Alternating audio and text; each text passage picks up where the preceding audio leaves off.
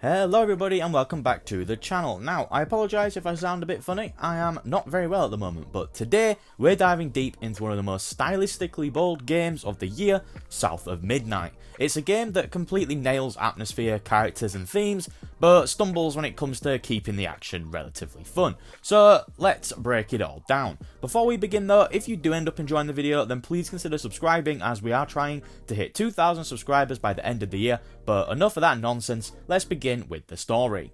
If there's one reason to play South of Midnight, it is the story. It's the emotional backbone of the whole experience, and it's handled with a level of maturity and subtlety you don't always see in games. You're dropped into a reimagined southern gothic world, haunted swamps, crumbling towns, and myth made flesh. But the centre of it all is Hazel, and she's what makes this game truly sing.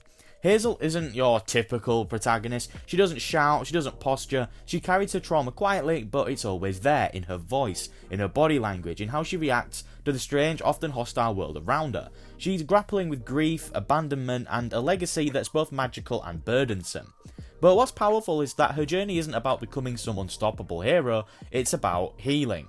About reckoning with the past and trying to find her place in a story that began long before she was born. The writing here is sharp. Conversations feel natural, but they carry weight. The dialogue doesn't just move the plot forward, it reveals character, it deepens the world, and it lingers in your head long after the scene's over. There's this quiet poetry to how Hazel speaks, sometimes guarded, sometimes raw. She sounds like someone who's seen too much too young, and hasn't lost the strength to keep going. Themes of legacy, generational trauma, and the weight of memory run through every chapter. You're not just fighting monsters, you're confronting the ghosts of the past, literally and metaphorically. The game asks, what do we owe the people who came before us, and how do we move forward without forgetting where we came from? It's not subtle, but it doesn't necessarily need to be. South of Midnight wears its heart on its sleeve. The focus on family was great, but not in the tidy, sentimental ways that games often handle this. This is a story about the messiness of family, the love that can coexist with the resentment, the kind of pain that only people close to you can cause, and sometimes only they can heal.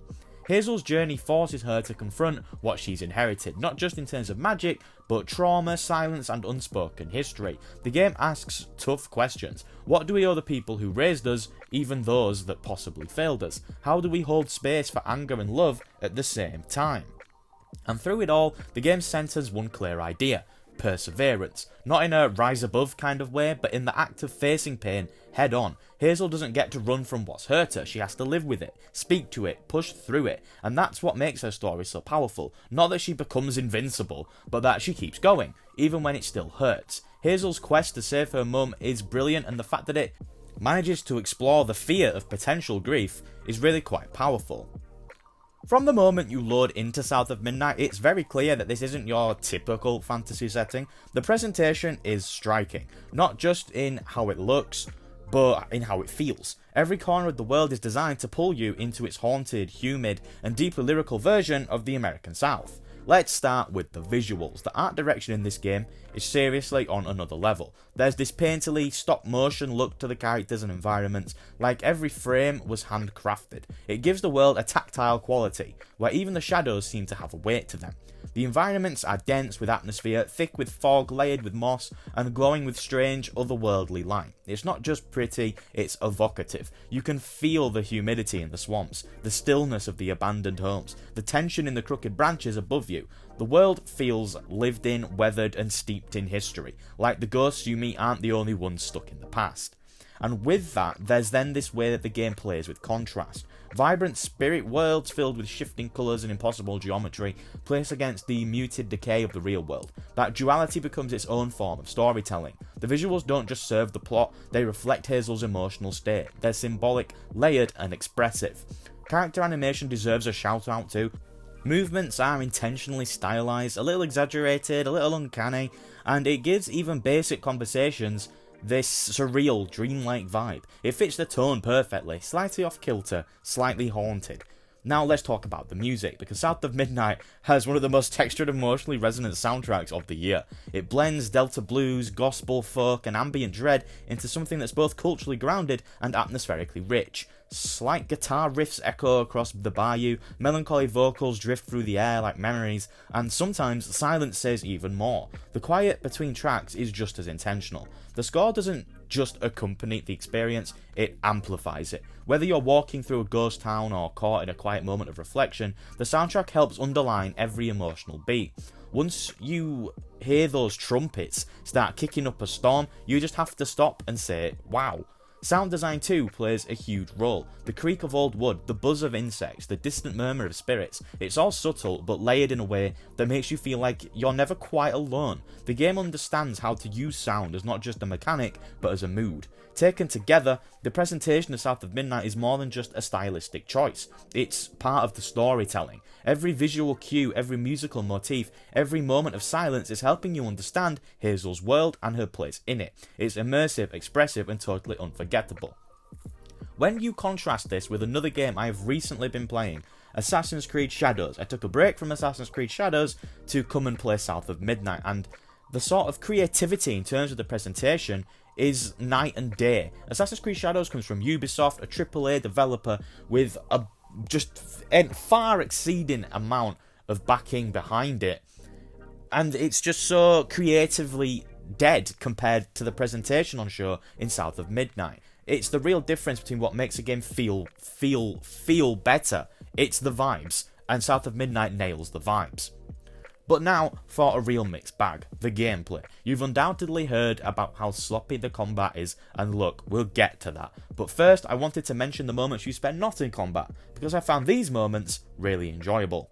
Exploration in South of Midnight is more than just a way to get from A to B. It's one of the most satisfying parts of the game. The world is built to invite curiosity, and Hazel's movement toolkit makes getting around feel fluid, creative, and fun. You start simple, jump, climb, a bit of platforming, but as you unlock more of Hazel's spirit abilities, the world begins to open up in really exciting ways. You get wall running early on, which lets you scale ruined architecture or run across cracked cliff faces in a way that feels super intuitive.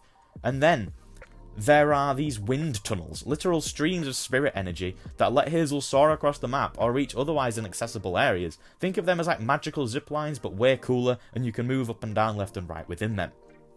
There's a real sense of momentum once everything clicks. You'll be chaining wall runs into glides, bouncing off ledges, diving into a wind tunnel, and landing right on a hidden platform that leads to your objective, all in one smooth flow. It's not overly punishing or precision heavy, and I'm not going to pretend that it is the most precise sort of platforming and traversal I've ever played, but they were the moments of the game where I was having the most fun. It's fast, expressive, and responsive.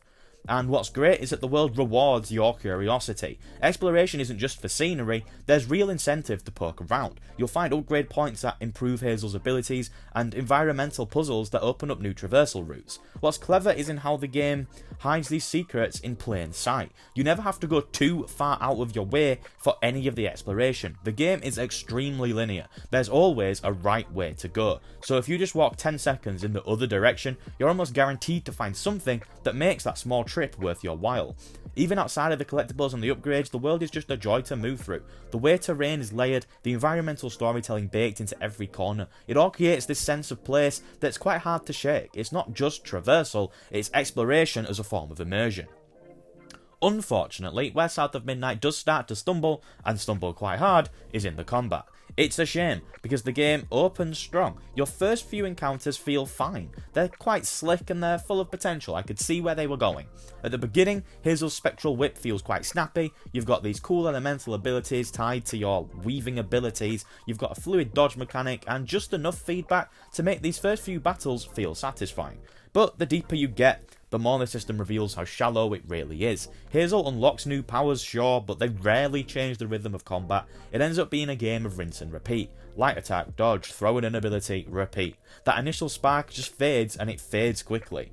There's also a serious enemy variety problem. Early on, the creature design is eerie. You've got some of these swamp beasts or twisted spirits, but after a while, you're just fighting reskinned versions of the same few archetypes. The ones with more health, the ones that can throw stuff at you. They start blending together and the fights start to drag. Every single enemy looks the exact same in this game, it's just the shape of them that changes, and it's borderline inexcusable.